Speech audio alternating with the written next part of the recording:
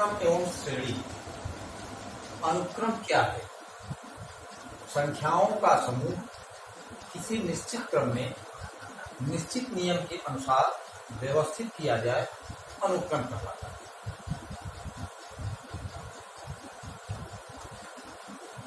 इसमें जो पद होते हैं, जो संख्याएं होती हैं, वो पद कहलाते हैं या अनुक्रम कहलाते हैं। अनुक्रम में जैसे मान लीजिए 3, 6, 9, 12, 15। अब देखिए दूसरा पद जो प्राप्त हो रहा है वह पहले पद में 3 जोड़ने पर प्राप्त हो रहा है। इसी प्रकार तीसरा पद जो प्राप्त हो रहा है वह दूसरे पद में 3 जोड़ने पर प्राप्त हो रहा है। तो इस प्रकार यह जो सीरीज बन रही है, यह इस प्रकार इस संयोजन को क्या कहते हैं? इस संयोजन को अनुक्रम कहते हैं। अनुक्रम का यनवा पद को Tn से प्रदर्शित करते हैं। यनवा पद को Tn से रिप्रेजेंट करते हैं। अब मान लीजिए किसी अनुक्रम का यनवा पद अर्थात Tn बराबर 2n + 1 और इसमें आपसे कह दिया गया कि इसके प्रथम 3 पदों को ज्ञात कीजिए। तो सबसे पहले हम क्या करेंगे, इस सूत्र में इस जो अनुक्रम दिया हुआ है इसमें पहले हम n का मान 1 रखेंगे। तो n बराबर 1 अर्थात T1 बराबर 2 × 1 + 1 is equal to 2 + 1 is equal to 3। n बराबर 2, ये आपका पहला पद हो गया। n बराबर 2, तो T2 बराबर 2 × 2 + 1 इज इक्वल टू 2 दूने 4 और 1 5। n बराबर 3, तो T3 is equal to 2 × 3 + 1 is equal to 6 + 1 is equal to 7। अब ये हमारा अनुक्रम हो गया T1, T2, T3 up to T1 क्या आया है 3, T2 क्या आया है 5, T3 क्या आया है 7। इसी तरह से अब ये आपका अनुक्रम हो गया। अब इसी को T1 + T2 + T3 + T4। अब इसमें अगर पदों की संख्या सीमित है तो इसे सीमित श्रेणी कहते हैं, और पदों की संख्या अगर असीमित है, जैसे यहाँ पर डाटा हो गया तो असीमित है, ये असीमित श्रेणी कहलाएगी। अब इसमें एक आध दो प्रश्न और देख लीजिए, जैसे Tn is equal to n × n + 1। अब इसके प्रथम 4 पदों को ज्ञात करना है। तो प्रथम 4 पदों को ज्ञात करने के लिए क्या करते हैं, n का मान हम पहले 1 रखेंगे, पुनः 2 रखेंगे, 3 रखेंगे और 4 रखेंगे। जिस तरह से यह अनुक्रम है उसी प्रकार से यह भी एक अनुक्रम है। तो T1 n का मान 1, तो T1 बराबर 1 × 1 + 1 is equal to 1 × 2 is equal to 2। T2 is equal to n का मान 2 है तो 2, और यहाँ पर 2 + 1 is equal to 2 × 3 is equal to 6। T3 is equal to 3 और 3 + 1 is equal to 3 × 4 is equal to 12। T4 4, n की value 4 + 1 is equal to 4 × 5 is equal to 20।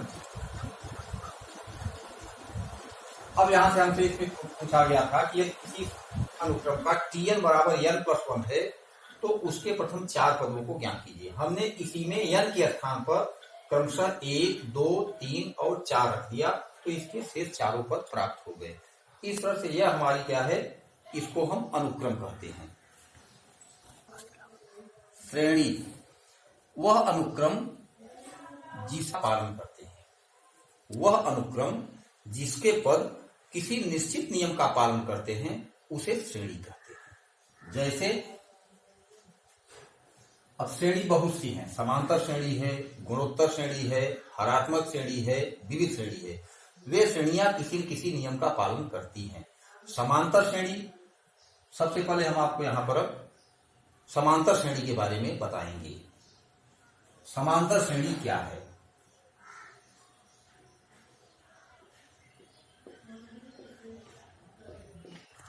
समांतर श्रेणी, समांतर श्रेणी क्या है? ऐसी श्रेणी जिसके क्रमागत पदों का अंतर समान हो। Common difference between two consecutive terms is called arithmetic progression. क्रमागत पदों का अंतर अगर समान है तो वह समांतर श्रेणी कहलाती है। अब प्रश्न उठता है, क्रमागत पद का मतलब क्या है? क्रमागत पद का मतलब होता है क्रम से आने वाले पद। क्रम से आने वाले पद का मतलब, क्रम से आने वाले पद का मतलब होता है कि पहले पहला पद आएगा, फिर दूसरा पद आएगा, फिर तीसरा पद आएगा, फिर चौथा पद आएगा, आदि इसी तरह से। अब क्रमागत पदों के अंतर का मतलब क्या है? क्रमागत पदों के अंतर का मतलब है कि दूसरे पद में से पहले पद को घटा दें, तीसरे पद में से दूसरे पद को घटा दें, चौथे पद में से तीसरे पद को घटा दें। अगर घटाने पर अंतर समान आ रहा है अथवा मान समान आ रहा है तो ऐसी श्रेणी समांतर श्रेणी कहलाती है। अब मान लीजिए हम प्रथम पद हमारा है ए, प्रथम पद ए। अब दूसरा पद क्या होगा? मान ले रहे हैं अगर सार्वंतर डी है, घटाने को डी आ रहा है, तो प्रथम पद में अगर हम डी जोड़ दें, सार्वंतर डी, तो दूसरा पद क्या होगा? पहले पद में सार्वंतर को जोड़ देने पर दूसरा पद प्राप्त होता है। इसी प्रकार अगर हमें तीसरा पद निकालना है तो क्या होगा? दूसरे पद में सार्वंतर को जोड़ दें तो ये बराबर हो जाएगा a प्लस 2d। इसी प्रकार जो चौथा पद होगा यह क्या होगा? a प्लस 2d, ये तो तीसरा पद है और इसमें सार्वंतर जोड़ दें a प्लस 3d। इस तरह से जो हमारी समांतर श्रेणी बनी, वो समांतर श्रेणी का जो रूप होगा वह क्या होगा? समांतर श्रेणी जो बनेगी वह a plus D, a plus 2d, a plus 3d आदि। इसको हम दूसरे तरह से भी आपको समझा रहे हैं, थोड़ा सा उसको भी देखिए। इसको हम मिटा रहे हैं। हमने कहा कि क्रमागत पदों का अंतर अगर समान है तो उसे समांतर श्रेणी कहते हैं। अब क्रमागत पदों का अंतर भी हमने आपको बताया कि दूसरे पद में से पहले पद को घटा दें। ठीक है, दूसरे पद में से पहले पद को घटा दें, क्या आएगा? कॉमन डिफरेंस डी आ जाएगा। मान ले रहे हैं कि पहला पद हमारा क्या है? ए, और पहला पद का मतलब T1, तो T1 के स्थान पर हम ए रख दें, या यहां से T1 को पहले पक्षांतर कर दीजिए। T2 बराबर हो जाएगा T1 प्लस डी। T2 बराबर T1 की वैल्यू हम इसको प्रथम पद माने हैं ए, तो यह हो गया a प्लस डी। ये हमारा दूसरा पद हो गया। अब इसी प्रकार तीसरे पद में से दूसरे पद को भी घटाएं तो क्या मिलेगा? डी मिलेगा। तो अब इसको T2 को पक्षांतर कर दें, T3 बराबर हो जाएगा T2 प्लस डी। T3 बराबर T2 की वैल्यू मालूम है a प्लस डी, और इसी में d जोड़ दें, यह बराबर हो जाएगा a प्लस 2d। इसी प्रकार देखिए, जब पहला पद तो a था, दूसरा पद जब हमने निकाला तो दूसरे पद में प्रथम पद में d को जोड़कर प्राप्त हुआ। तीसरा पद निकाले तो जब यहां पर टी का मान 3 है तो यहां पर ए तो है ही है, लेकिन डी का गुणांक 2 हो गया। अब ध्यान दीजिए, पहला पद थोड़ा ऐसे भी समझ लीजिए। पहला पद T1 बराबर a प्लस 0 इंटू डी। दूसरा पद T2 बराबर a प्लस 1 इंटू डी। तीसरा पद T3 बराबर a प्लस 2 इंटू डी। चौथा पद a प्लस 3 इंटू डी। इसमें एक चीज आपको दिख रहा होगा, जब पहला पद निकाले तो डी का गुणांक 0 था, जब दूसरा पद निकाले तो डी का गुणांक 1 आया, जब तीसरा पद निकाले तो डी का गुणांक 2 आया, जब चौथा पद निकाले तो डी का गुणांक 3 आया। इसी प्रकार जब हम nवां पद निकालेंगे तो क्या होगा? जब चौथा पद है तो डी का गुणांक 3 है, जब 100वां पद होगा तो डी का गुणांक 99 होगा, और जब nवां पद निकालेंगे तो डी का गुणांक n से 1 कम अर्थात n माइनस 1 इंटू डी होगा।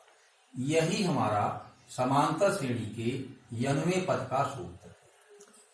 Tn बराबर a plus n minus 1 into d. अब इसमें 4 अननोन राशियां हैं। प्रथम पद यानी फर्स्ट टर्म ए,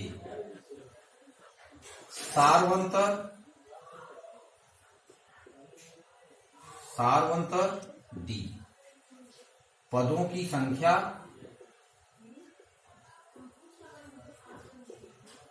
n, और nवां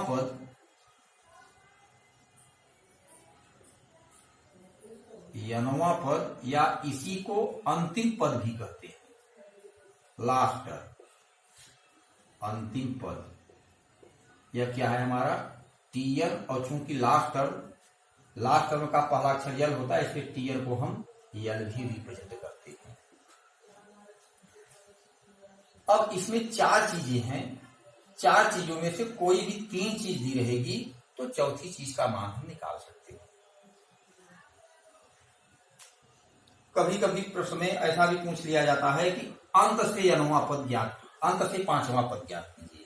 तो अंत से 5वां पद ज्ञात करने के लिए अलग से फार्मूले की आवश्यकता नहीं है, आप सीरीज को उलट दीजिए।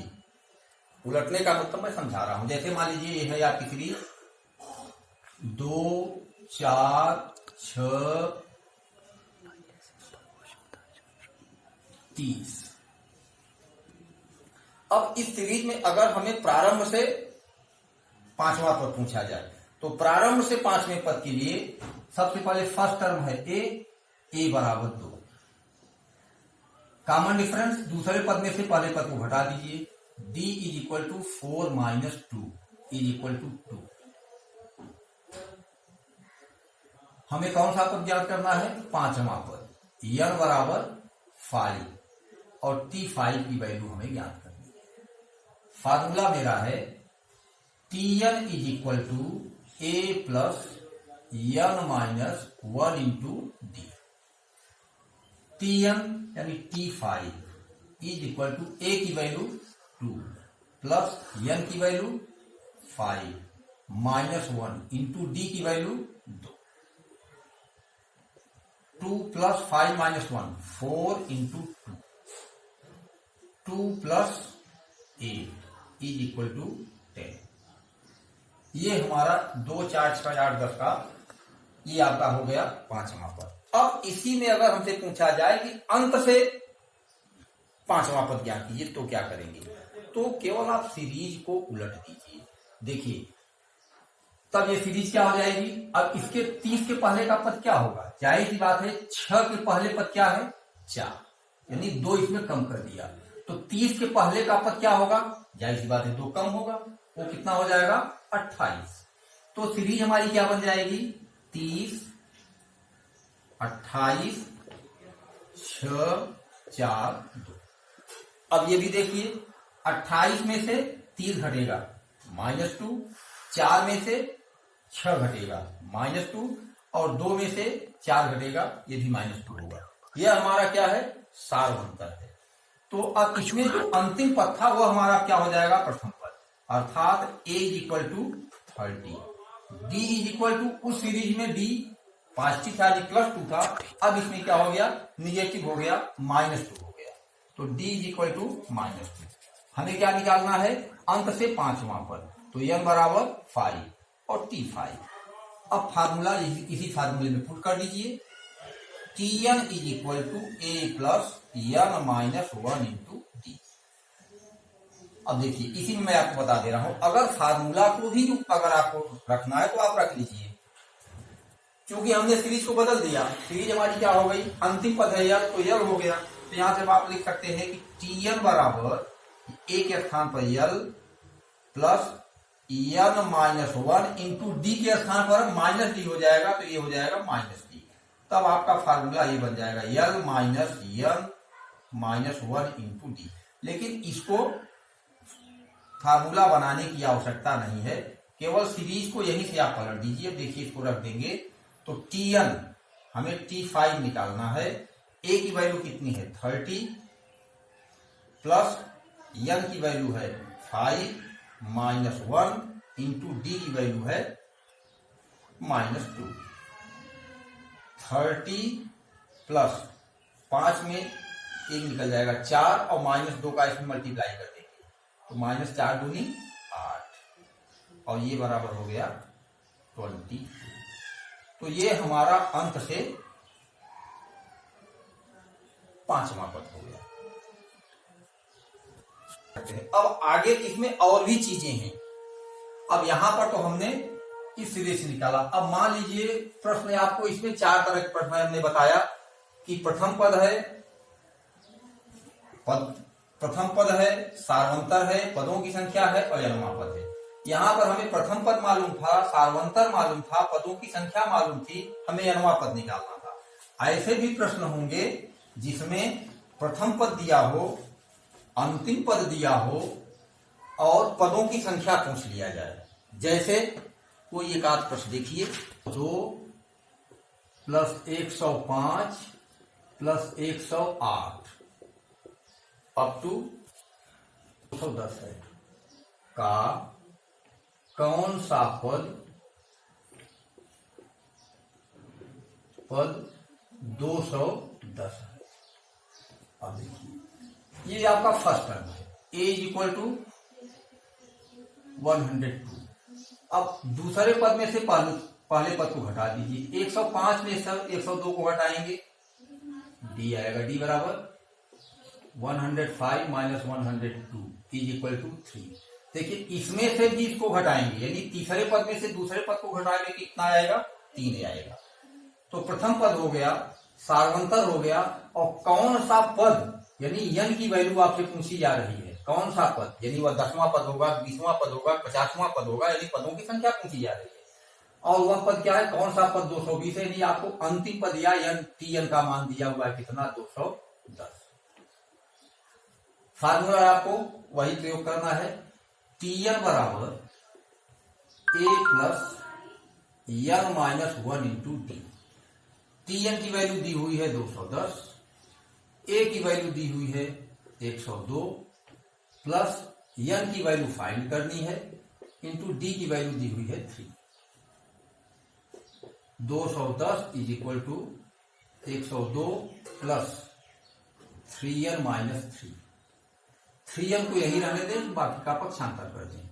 210 इज इक्वल टू 102 में से 3 माइनस हो जाएगा, कितना बचेगा 99 प्लस 3n। 99 का पक्षांतर कर दीजिए, 210 minus 99 is equal to 3n।